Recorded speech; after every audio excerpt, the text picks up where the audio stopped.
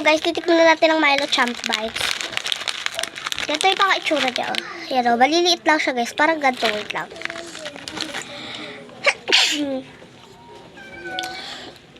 Ganyan guys o.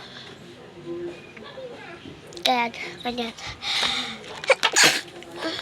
Sorry guys, na-chill na ka talaga ako. Ito guys. Ang top niya guys, asa talaga siyang Milo. Bibigyan natin mama ko guys. Ayan siya, nagsasalpon. Ma. Yun guys, tignan niya naman siya. Kain na guys. And nasasarapan talaga sila dito. Ang sarap naman kasi tata.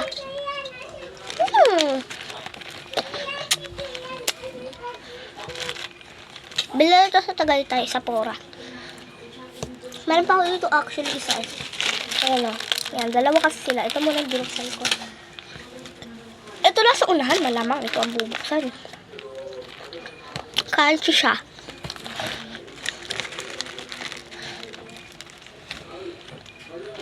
Diba, hindi na kayo mahirapan kumain. Ay, pumpak tayo ng Milo. Kasi, may ganito na. Actually, meron din ito sa TikTok shop eh. Milo Champ Bites.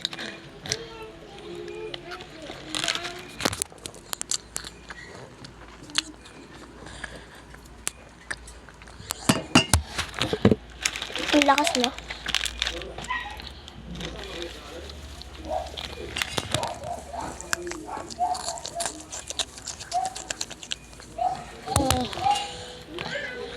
Minsan, ginagawa ko, ganito lang ako nakatikip ng ganito, Milo Champ Bites. Sila po naman, puro bites talaga yung laban niya ate ko.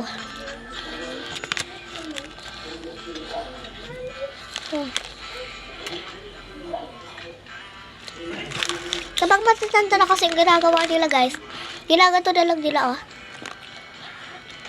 Paano ba si sep? Kasi pag bata pa, ganito yung ginagawa.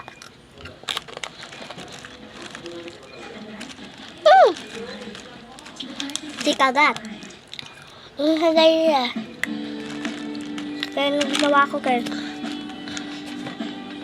Si kagat.